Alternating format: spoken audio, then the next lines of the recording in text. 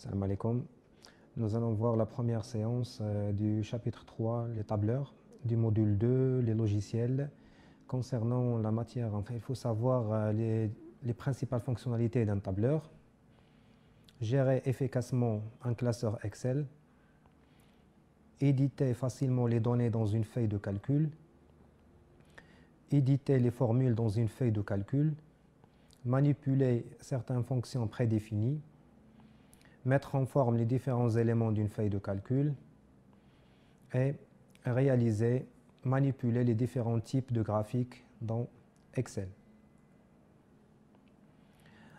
Un tableur, c'est un outil qui permet de créer, manipuler, traiter, analyser et interpréter des informations en utilisant des outils comme Microsoft Office Excel et l'outil gratuit OpenOffice.org Calc. Pour l'environnement de travail Microsoft Excel, donc à l'ouverture du logiciel, j'ai une fenêtre qui contient les onglets Accueil, Insertion, Mise en page, Formule, etc. La barre de titre qui contient le nom du logiciel, le nom de fichier, la barre d'état située en bas de la fenêtre, la barre de formule pour insérer des formules et des fonctions, la zone qui correspond au nom de fichier. Chaque fichier Excel est intitulé un classeur et chaque classeur contient des feuilles de calcul. Par exemple, pour notre cas, j'ai un classeur Excel qui contient 3 feuilles de calcul. Chaque feuille de calcul contient des colonnes et des lignes. Les colonnes sont référencées par des lettres, la colonne A, B, C, etc. Les lignes sont référencées par des chiffres de 1 à 9 et des nombres. L'intersection d'une colonne et d'une ligne donnera une cellule. Exemple, pour notre cellule sélectionnée, cette cellule porte la référence D11.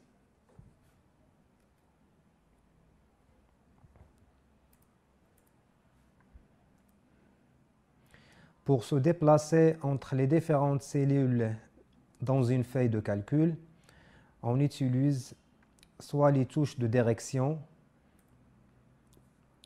la touche Entrée ou la tabulation.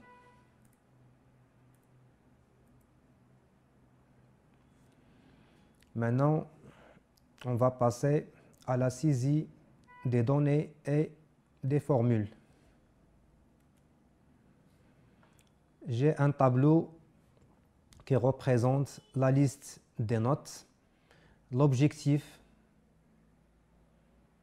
je veux calculer la somme pour le premier élève. Donc tout d'abord, je commence par l'opérateur égal. Je commence par égal.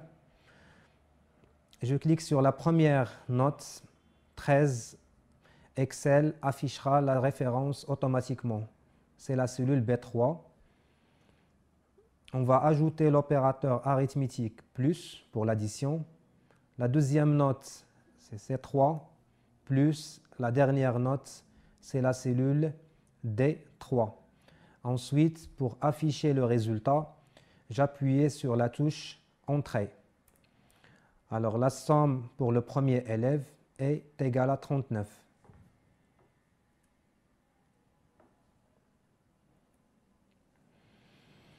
Supposons que je dispose d'une classe de 40 élèves et je veux appliquer la même formule pour l'ensemble de mes élèves. Donc, ce n'est pas pratique d'insérer la formule plusieurs fois. Alors, la solution sur Excel, on va utiliser, c'est ce qu'on appelle le pointeur de recopie.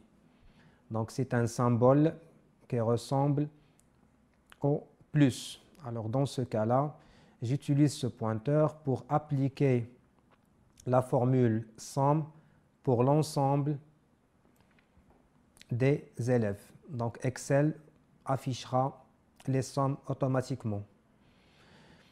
Une petite remarque concernant l'utilisation des opérateurs. Donc, je peux utiliser l'opérateur arithmétique de multiplication, de division ou soustraction selon le cas étudié. Deuxième méthode pour calculer, on peut utiliser des fonctions de calcul en se basant sur deux commandes. Alors, pour insérer une fonction, j'ai la possibilité d'utiliser l'icône fx ou le symbole mathématique sigma. Alors, lorsque je clique sur fx, une boîte de dialogue s'apparaît pour choisir la fonction appropriée. La deuxième méthode, c'est l'utilisation du symbole sigma. Alors, dans ce cas-là, je peux choisir soit la fonction somme, moyenne, NB, max, min, ou j'ai la possibilité de choisir d'autres fonctions en cliquant sur la commande Autre fonction. Par exemple, je dispose d'une classe de 3 élèves et je veux calculer la somme des notes. Donc, en utilisant le symbole sigma, on va choisir la fonction somme.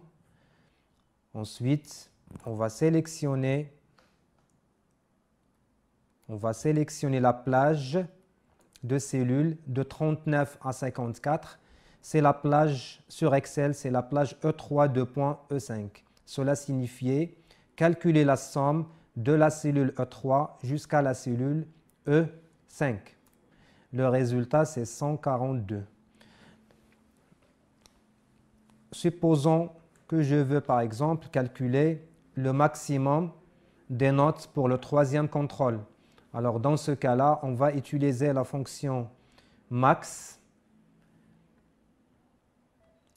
Nous prenons comme exemple la plage D3, D5. Alors, le maximum pour les notes 14, 16, 18 et 18. De la même façon, je peux insérer la fonction min ou moyenne ou la fonction NB.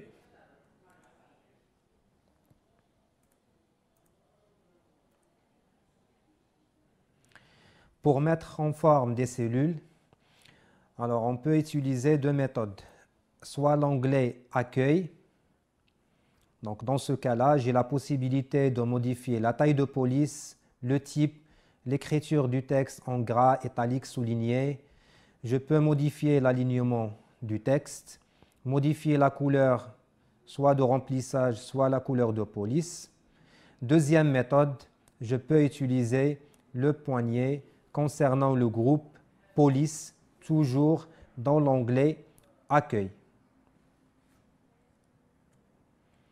Voilà un exemple. Je vais modifier la couleur de remplissage pour l'entête, par exemple en orange, et la couleur de police en bleu. Deuxième exemple, pour appliquer la bordure, donc sélectionnez le tableau et cliquez sur l'icône bordure et choisir Autre bordure. Pour tracer la bordure, je passe par 4 étapes. La première, le choix du style. La deuxième étape, il faut définir le contour, l'intérieur. Quatrième étape optionnelle, donc j'ai la possibilité de modifier la couleur de bordure. La couleur par défaut est le noir.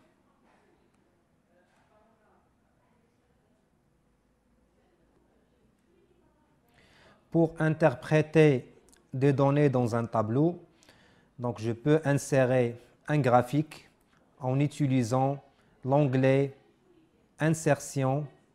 Ensuite, il faut choisir le type de graphique selon le type de données du tableau. Par exemple, j'ai la possibilité d'insérer un graphique de type colonne, ligne, secteur, barre ou autre type. Voilà un exemple. Je veux présenter mes données en utilisant un graphique de type colonne. Donc, première étape, sélectionner la plage de cellules à présenter en graphique. Deuxième étape, cliquez sur Insertion 3. Donc, il faut choisir le graphique approprié. Donc, pour moi, je vais utiliser comme type histogramme 2D. Pour déplacer le graphique, on peut utiliser les flèches de direction. Une autre remarque, en ce qui concerne l'utilisation des graphiques, j'ai la possibilité de modifier son style en utilisant l'onglet Création. Donc, je vais modifier le style. Ensuite, je peux attribuer le titre au graphique.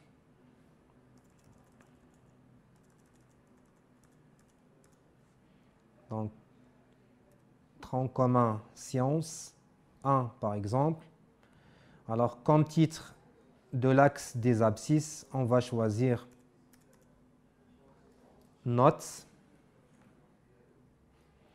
Et pour l'axe des ordonnées,